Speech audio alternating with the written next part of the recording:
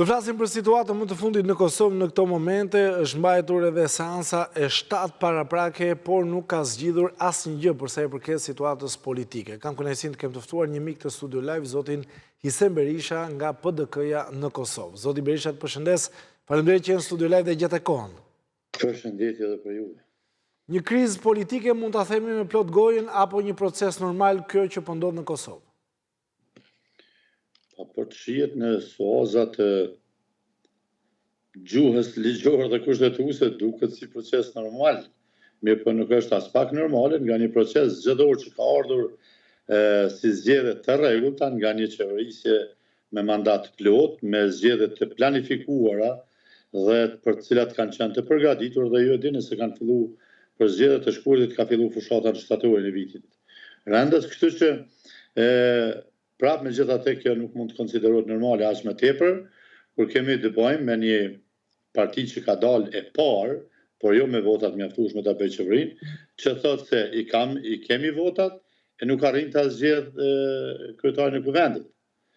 Dhe nuk në këtë mungesë votash nuk provon as pak të përafrojë gjuhën politike dhe kompromisin si mjet që sfidon arrogancën e numrave brenda demokracisë parlamentare dhe provon që ta marrë votën e tyre me këtë formë se më shumë përmendimi të marrë sfidim politik se sa gjithçka tjetër, duke kandiduar me njëjtin kandidat i cili për të 5-6 herë pothuajse porzohet nesër besoj do të jetë shtata.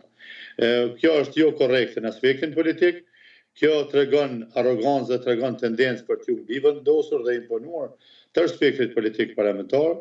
Diçka e tillë e din mirë edhe lideri i partisë Lëvizja Vetëvendosje se nuk mund të bëhet në sistemin politik të Kosovës.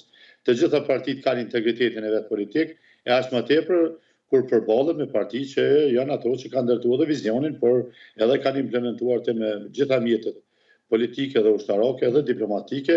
Kështu që mendoj se duhet të reflektoj, të plotësoj atë kriter minimal që kanë kërkuar partitë parlamentare, të cilat nuk e përmbështesin një kandidaturë e cila ka dëshmuar gjatë gjithë jetës saj politike se nuk është person unifikues, se nuk është person konsensual dhe si e tillë nuk është e denjë për të drejtuar një institucion ose më të lartë në vend siç është Kuvendi i Kosovës.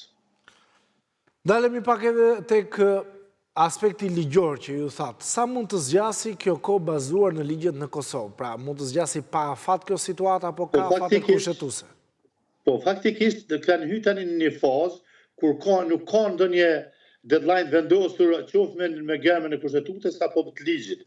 Pra tani jemi në atë që quhet mekanizmi imunitar i kuvendit, se kuvendi është i detyruar të mbledhë çdo 48 minuta, 48 orë, falni, për të provuar zgjedhjen e kryetarit. Dhe këto zgjedhën ndaras kryetarit dhe nënkryetarit, se po të ishin në paketë, ato ishin detyruar me arrit kompromis. Pra kjo është një situatë që me të vërtetë se me kushtetutë dhe me ligj i takon partisë së parë që ta propozoj kandidatin për kryetar të kuvendit dhe ta ketë atë. Nuk do të thotë që s'mund ta propozojnë nga ndonjë parti tjetër koalicionin, por asaj takon si parti ta ketë kryetarin dhe po me gjithatë në mungesë të vota ati duhet një gjuhë kompromisi me parti tjera të spektrit tjetër. Nuk ka ndonjë afat kufizim. Kufizimi ka kur ky zgjedhet pastaj janë ditë të caktuar për sa kohë duhet mandatari i qeverisë. Tani kemi 2-3 rrethona tjera që ndoshta qoftë edhe përmes media me qenë se kuvendi nuk lejon debat në këtë fazë, atëherë duhet t'ju thuhet në vlerësimin tim këtu po luhet në 2 karta. E para, ju e dini, kam thënë diku për 2-3 media t'juja se ka ndoshta edhe 2 javë, se Kurti do t'i ketë nëse si merr 3 votat e Limës që i premtoi për ta plotësuar atë shumicën e thjeshtë për ta bërë qeverinë ose për ta kaluar edhe kryetarin e kuvendit, do t'i ketë votat e listës serbe. Unë atëherë tërhoqa një paralele me 3 votat e Limës, thash do të rebelohen 3 deputet të listës serbe dhe e votojnë Lëvizjen Vetëvendosje. Arsyet janë të karakterit politik, pra i ndërlidhë gjithmonë me marrëveshjet që ka rrit vitin 2023 dhe që ky është personi që ka marrë përgjegjësitë për implementimin e atyre detyrimeve që janë antikushtetuese dhe janë ndam të integritetit dhe sovranitetit politik të vendit. Prandaj dhe lista serbe do ta mbështesë që ta bëjë qeverinë. Tani po duket sikur më vonë, ju e keni pa në media, doli zonja Shfarc, ministre e jashtme, dhe tha se ka rrezik që 4 deputet listës serbe na votojnë në qeverinë dhe zgjedhin në kryetarit. Nëse ka rrezik, mos e pranat institucione. Apo ishte një lloj farse që nëse dhe në mbrëmjen e pasaj dite edhe presidenti serb Vučić bëri deklaratën e njëjtë. Tani në gjykimin tim pas kësaj ka burime informale që thonë se jo 4, por mund të ketë 6 deputet serb që rebelohen në thojza, që do ta mbështesin krimin e qeverisë Kurti, 3 dhe nëse s'janë mjaftueshëm, nëse largohen prapë përfaqësues të pakicave këtu që janë diku 9 deputet, atëherë ka gjasë që tërë lista serbe ta mbështesë zotin Kurti. Dhe për mua po më duket se kjo sagë e prolongimit mos zgjedhjes së kryetarit të kuvendit është për të dëshmuar për të ndërtuar atë narrativen publike se unë nuk kam përkraje nga deputetë e listës serbes. Në momentin që kjo kalon, pastaj ajo përkraje do të jetë domosdoshme për ta bërë qeveri, sepse nuk e bën dot ju po shihni çfarë situatë është. Ose versioni i dytë që gjithmonë është në vlerësimin tim gjithmonë e ka në agjendë, sepse agjenda e tij prej se ka ardhur. Nëse keni mujt me përcjell, ky ka arrit misionin e parë që ka kënë varfrimi i këtij vendi, varfrimi i tejskajshëm. Dhe degradimi, rënimi i çdo gjëje të arritur në këtë vend, përfshin infrastrukturën, arsimin, shëndetësinë, diplomacinë, marrëdhëniet ndërkombëtare, raportet me aleat, ndërtimin e forcave të armatosura, të gjitha, degradimi i policisë etj. Dhe tani ka fazën e dytë apo të misionit që është shkatrimi i vendit. Apo siç e cilëson atë kryetari i kuvendit Kosovës, zoti Veseli, se ke për ta kthyer Serbinë këtu. Tani çfarë bëri? Ju dini se me institucionet e Kosovës janë kategori kushtetuese edhe përfaqësuesit e komunitetit serb. Janë të trajtuar në mënyrë të veçantë, sepse këtu i ka trajtuar edhe pakojatisojt, edhe marrëveshje ndërkombëtare, por edhe kushtetuta e tjera. Edhe tani, ky ka pas 2 alternativa. Një, ka qenë të vazhdoj procesin e integrimit të gjitha struktura paralele serbe në institucionet e Kosovës, politikë që kanë mbështetur marrë të partnerë ndërkombëtar, dhe ka qenë forma tjetër që ka përzgjedhur ky, e ka ndërprerë atë integrimin dhe ka filluar me mbylljen atyre institucioneve, me ato llojat e politikave që e kanë lëshu institucionet, dhe tash çfarë do të përballemi? Do të përballemi ditë me kthimin e tyre me hatër ose me dhunë, ata do t'i kesh në institucione. Dhe mos harroni se situata është shumë më thellë e komplikuar. Mos harrojmë se në Kosovë me kushtetut, të gjithë serbët që në janar vitit 98 kanë qenë këtu, e këtu kanë qenë të gjithë serbët, shqiptarët në shumicë kanë qenë këtu, as unë personalisht, kanë të drejtën e statusit shtetësisë Kosovës. Llogarit tani kem dikun afër 400.000 njerëz që kanë marrë pasaporta me njëherë pas lufte brenda Serbisë. Dhe kanë njoft statusin e shtetit të Serbisë për nevoja të ndryshme i kanë marrë. Për dalje jashtë vendit, për të bërë biznese, për ashtu. Tani do të përballemi me një Serbi shumë më agresive në këtë situatë që ja ka krijuar ky me largimin e serbëve nga institucionet, tani me armën e paraqit edhe me prezantu fuqinë e saj te komuniteti serb, një përqindje 8 marramense në Kosovë, përfshi edhe ata shqiptarë që kanë marrë pasaporta serbe dhe kanë pranuar status. Pra jemi në një situatë shumë të komplikuar. Dhe unë mendoj se pjesa e dytë e agjendës tij është që ta bëj vendin peng këtu pa kryetar të kuvendit, e ka atë mundësi, deri në një periudhë caktuar dhe ta thelloj krizën deri aty sa ta kaloj pastaj zgjedhjen e tij dhe të dështoj në perën e qeverisë dhe pret se atëherë opozita mund ta bëjë qeverinë dhe asnjëra palë s'mund ta bëjnë pa i pasur edhe votat e komunitetit serb. Dhe kështu pra do të shkojë në planifikon ky, ti kundërvihet opozitës nëse ata pretendojnë me pas qeverinë, me revolucion të shamijave të kuqe siç ka traditë ky ta bëjnë rrugë, apo siç e ka bërë para ardhjes në pushtet dhe ka viktimizuar dikon 4 persona deri me tash janë vrarë pa motive të qarta. Pra, unë mendoj se jemi në një situatë të jetë palakmueshme, spektri politik serioz brenda kuvendit të Kosovës, që janë 2 partitë kryesore, Partia Demokratike dhe Lidhja Demokratike, duhet ulën, duhet bisetojnë dhe me këtë alternativë që ta krijojnë, duhet kërkojnë nga presidenti i vendit që të ndërhyj, ajo i ka gjithë mekanizmat kushtetues, të ndërhyj në stabilizimin e situatës e mos të lejoj me shkunën e krizë pa fund dhe pa krye, cila do të ishte ndam të Kosovës, ndam të imazhit të saj. Shipe, ne jemi tani para botës, ju keni pa gjithë aleatët që kanë ardhur në Kosovë, ne kanë kërkuar punën në parë krimin e institucioneve. Dhe kanë kërkuar mos ketë vakancë se është në shërbim të Kosovës, dhe se Kosova duhet të jetë e përgatitur të përballet më një herë, na thanë edhe herën e fundit përfaqësuesi i Bashkimit Evropian, si ndërmjet tani në vend Llajxhakut, që ka dërguar zonja Kallas, sa se duhet të përballeni me implementimin e marrëveshjeve, nga detyrim nga marrëveshjet teknike, por edhe detyrimeve nga dy marrëveshjet që ka arritur Kurti për plani franko-gjerman dhe të aneksin e Ohrit, bashkë me statutin për bashkinë e komunave në shumicë serbe. Këto janë rrethona tepër disfavorshme Kosovës, shto kësaj zhvillimet geopolitike dhe geostrategjike në botë. Kosova nuk mund ta ketë atë vëmendje mos siç e ka pas, dhe tani do të kërkohet një procedurë e shkurtë. Fut standardin që po praktikohet tash mes Rusisë dhe Ukrainës, ku agresioni dhe gjendja faktike po imponon zgjidhjet politike dhe vendosjen e paqes, po shifni çfarë po ndodh me Ukrainën edhe me Krimeën e me Donetskin, Luhanskun e këto pjesë të okupuara.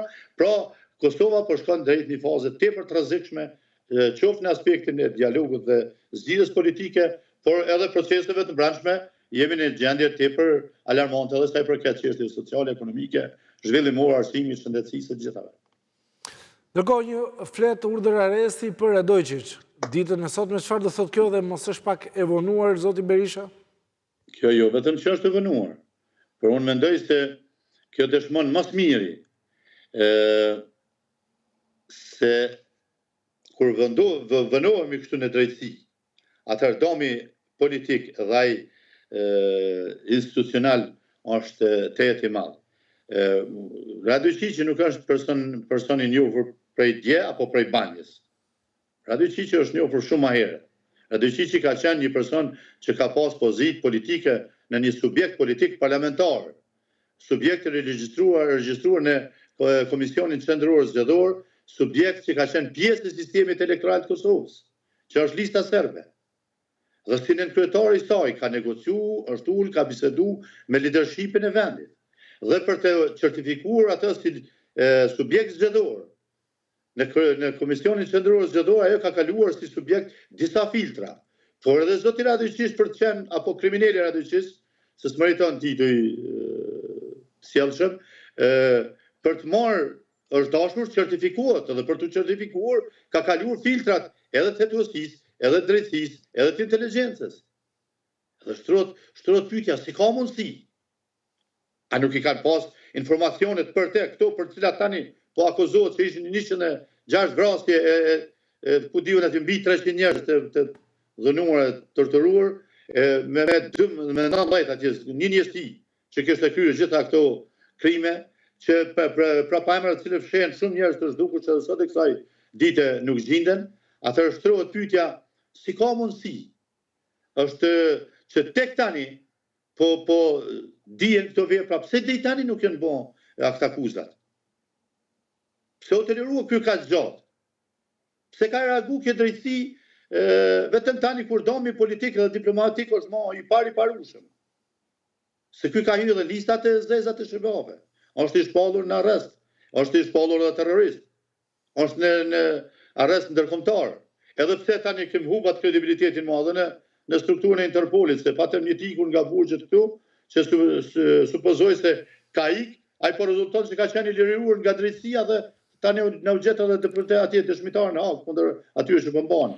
Pra, gjitha këto pyetje ngel shumë dilema, si është e mundur që Radojqići, që dikur është dashur pajisjet me certifikat sigurie dhe ka kaluar për verifikimin e policisë, inteligjencë, prokurorisë, si ka mundësi tek tani po ngritet një padi për krimet që janë kryer në periudhën e luftës, se këto sikur të ishin krime të freskëta, hajde të janë bërë hetimet në vit 83, edhe ka afat 3 vjeçar për me ngrit akt akuzë. Por ky njeri është aktiv në Kosovë që prej pas lirimit dhe ka gjithë ato investime, gjithë ato aktivitete politike. Prandaj këtu ka shumë pikpyetje mbi sistemin e drejtësisë, edhe unë e kam po përsëris veten, e kam kërkuar në foltorën e kuvendit, kam kërkuar në media.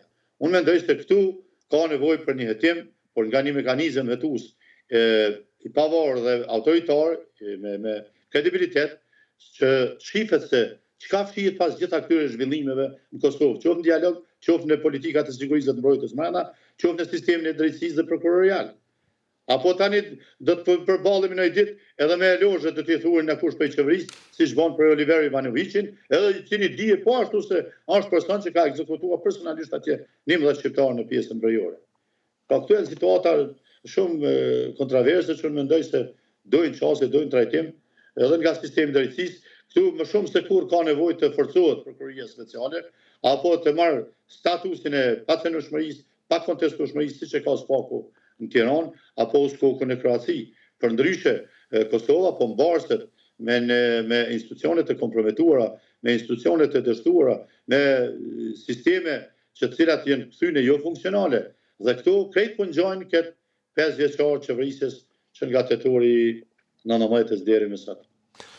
Ndërkohë, për ta mbyllur, në Shqipëri ka bërë buj një kontratë lobimi që Partia Demokratike ka firmosur me një kompani në Shtetet Bashkuara të Amerikës në vlerën e $6 milion. Ka bërë shumë buj dhe është më e madhja në historinë politike që ka patur ndonjëherë Shqipëria. Po Kosova si operon, zoti Berisha, politika? Ka kontrata të tilla me kompani të ndryshme lobimi SHBA apo jo? Unë nuk kemi pas rast që të kenë kontrata të tilla, mirë po në Kosovë ka pas një situatë ndryshe. Ju e dini se na, domethënë zoti Kurti ka qenë në qeverisje 5 vite, po i marr plota sepse një ka pas më shkputje. Dhe mandatin e parë, vitin e parë të qeverisjes tij, buxhetin e ka pas 3 miliardë. Pastaj çdo vit është rrit duket për 200, për jashtë vitet e fundit kur rritet vetëm për 1 milion. Domethënë nga 3 miliardë deri në 3 miliardë e 600 milion ka qenë është ky vit ku jemi. Që i bie, po ti për llogarisim janë 15 miliardë, 16 miliardë afërsisht. Dhe në Kosovën tonë, për këto 4 vite ose 5 bashkë me atë vitin në ndërprerje, nuk ka asnjë investim që ka vlerën e 1 milionit që është filluar dhe mbaruar në këtë mandat, zoti Kurti. Atëherë shtrohet pyetja, dhe nuk ka asnjë projekt të lënë në proces, përfundim e sipër nga qeveritë e kaluara, i cili është përmbyll apo është përfunduar gjatë mandatit të zotit Kurti. Tani shtrohet pyetja, ku janë këto miliardë? Pra, unë po them, tani këtu është vështirë, shipe, o ishte hetimi i çështjes së vjedhjes në aferave për vjedhje në energji. Dhe sot do pasë urzuvesh një akt akuzë ndaj atij administratori që ishte caktuar, Krasniqi, Nagip Krasniqi. Urzua një kërkesë e pretensës e prokurorisë. Dhe tani do të shohim me radhë do të rrezojnë gjithë ndaj tij, sepse kemi të bëjmë edhe me një sistem të kapur komplet të drejtësisë. Ka ngelur vetëm edhe prokuroria speciale. Edhe zoti Blerim Yusufaj, i cili besoj se tani shumë shpejt i s'ka dhënë mandati dhe ta kapë edhe atë segment dhe kemi të bëjmë me një shtet që administrohet drejt për drejt nga një individ apo një kast atje që i ndërton këto politika në krye me atë shefen e komiteteve të partisë, ajo zonja Mihailova që ka ardhur nga Shqipëria atje. Pra, unë për veti kam shumë dilema se si ka mundësi tek tani u kujtua dikush ngrej padi kundër një kriminali që në Kosovë ka qenë personalitet i njohur dhe politikë dhe ka negociuar dhe ka investuar, ka ndërtuar, ka autostrada, ka marrë tendere biznese, ka një vilë atje, e keni pa dhe vetë çfarë përmasa shka. Pra, këtu ka shumë pikpyetje mbrapa pastaj. Dhe këto pikpyetje godasin pikërisht në përfaqësues të institucioneve, jo në qytetarët e thjeshtë. Prandaj këtu duhet një hetim, por organet kosovare të hetimit janë të komprometuara në këtë drejtim. Këtu ka nevojë për një hetim të jashtëm, që unë shumë herë kam bërë thirrje se duhet të jetë FBI, por tani si e ndërtojmë këtë raport me partnerët tonë amerikanë është çështje tjetër. Kjo në Shqipëri nuk më befason. Shifra 6 miliardë po duket diçka enorme. Ndoshta po ta kishin po ta kenë standard vlerën e votës me 6 miliardë do të mund blejë votat të Shqipërisë. Se pare shumë, nuk janë 6 milion, se për të ndryshme. Me do të ishin shumë edhe 100 euro, kur anë pyetje krimi zgjedhor, mi po në këtë rast, ky lobim, me siguri, shifet tek ne partit, do më thënë sot e kanë deadline-in, me raportu për shpenzimet. Dhe se cilin nga ne deputetet, kemë nënshkru një kontrat, që kanë hartu në teret, mes nesh dhe partis, dhe partia me KCZ-n, bazë ligjit, që të raportojmë për çdo shpenzim që kemi bërë gjatë fushatës. Dhe kemi marrë formular tonë personalisht, kam dorëzu të gjitha shpenzimet që kam bërë, pra edhe kafes në kam pi. Po, Edhe ushqime dhe mirë se erdhëm deri fundit, zoti Berisha, s'ka më kohë. Falenderoj shumë. Faleminderit. Falenderoj shumë që gjetë e kohën të përshëndes nga Tirana. Faleminderit. Respekt edhe për ju.